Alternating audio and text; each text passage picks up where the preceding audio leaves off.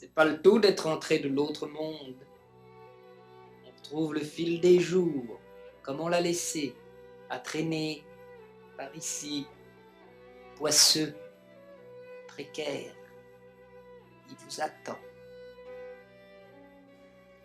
J'ai tourné encore pendant des semaines et des mois tout autour de la place Clichy d'où j'étais parti et aux environs aussi à faire des petits métiers pour vivre du côté des Batignolles, paracomptable.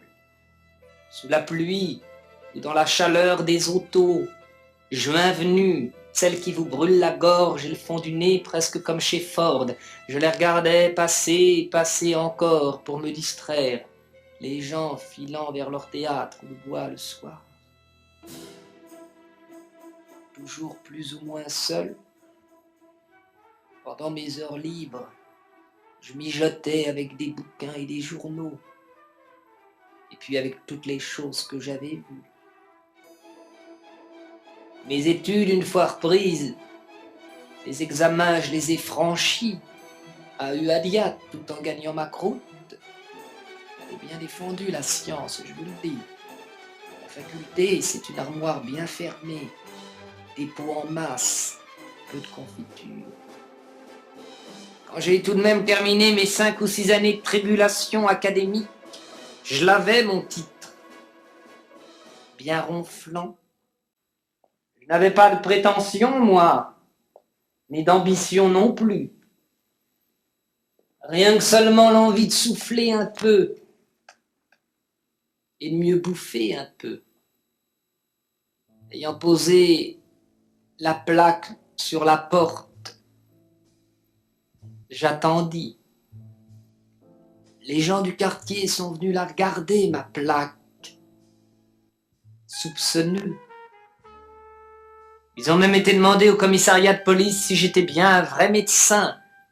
Oui, qu'ils ont répondu, il a déposé son diplôme, c'en est un. Alors il fut répété dans tout Rancy qu'il venait de s'installer un vrai médecin en plus des autres. Il gagnera pas son beefsteak, après dit tout de suite ma concierge. Il y en a déjà beaucoup trop des médecins par ici. Et c'était exactement observé. Molly avait eu bien raison. Je commençais à la comprendre. Les études, ça vous change. Ça fait l'orgueil d'un homme. Faut bien passer par là pour entrer dans le fond de la vie. Avant, on tourne autour seulement. On se prend pour un affranchi, mais on bute dans des riens.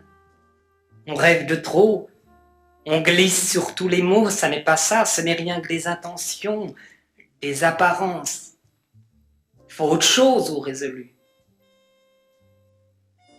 Avec la médecine, moi, pas très doué. Tout de même, je m'étais bien rapproché des hommes, des bêtes, de tout. Maintenant, il n'y avait plus qu'à y aller carrément dans le tas. La mort court après vous, faut se dépêcher. Puis il faut manger aussi pendant qu'on cherche et passer en dessous la guerre par-dessus le marché. Ça fait bien des choses à accomplir. C'est pas commode. En attendant, quant aux malades, il n'en venait pas Bézef. Faut le temps de démarrer, qu'on me disait, pour me rassurer. Le malade, pour l'instant, c'était surtout moi.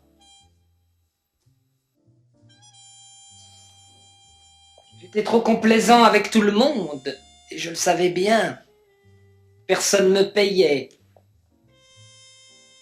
J'ai consulté à l'œil, surtout par curiosité. C'est un tort.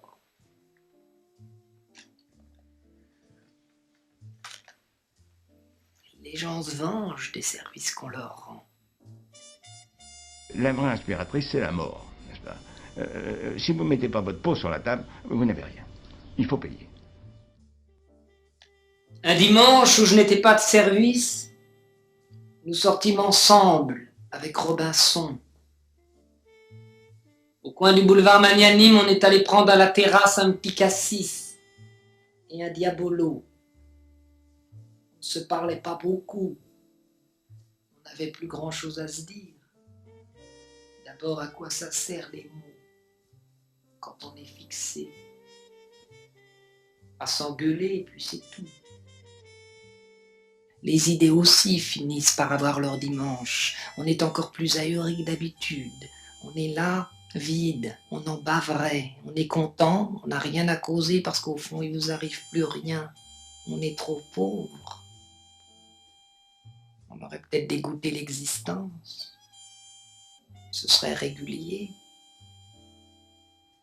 Tu vois pas un truc pour sortir de mon métier qui me crève? Il émergeait de sa réflexion. Je voudrais sortir de mon business, comprends-tu? J'en ai assez, moi, de me crever comme un mulet. Je voudrais aller me promener, moi aussi.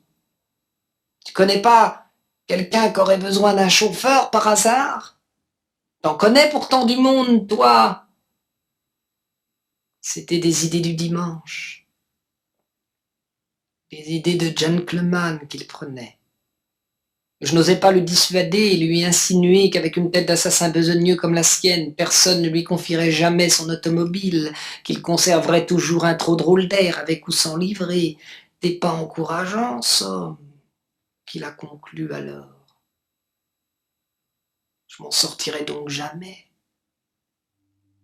C'est donc même plus la peine que j'essaie.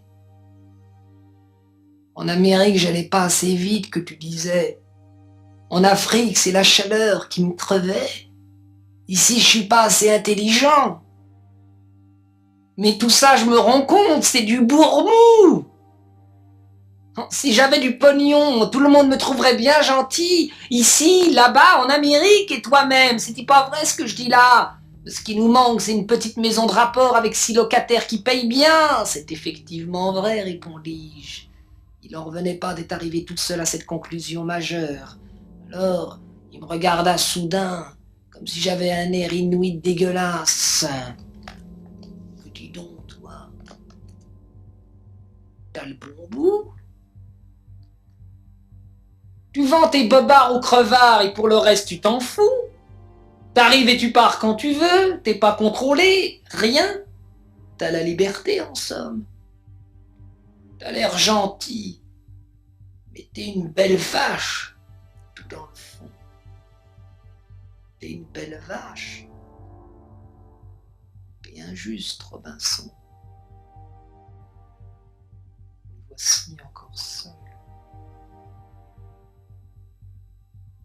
Tout cela est si lent, si lourd, si triste.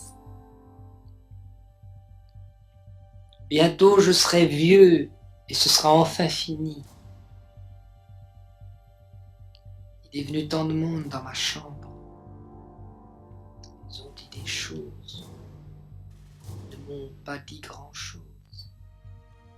Ils sont partis.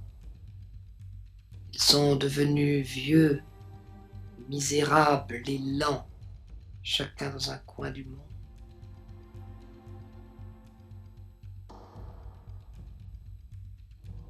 Je pourrais dire, moi, toute ma haine. Je sais. Je le ferai plus tard, s'ils ne reviennent pas. J'aime mieux raconter des histoires. J'en raconterai de telles qu'ils reviendront exprès pour me tuer des 4 coins de la terre. Alors ce sera fini. Et je serai bien content.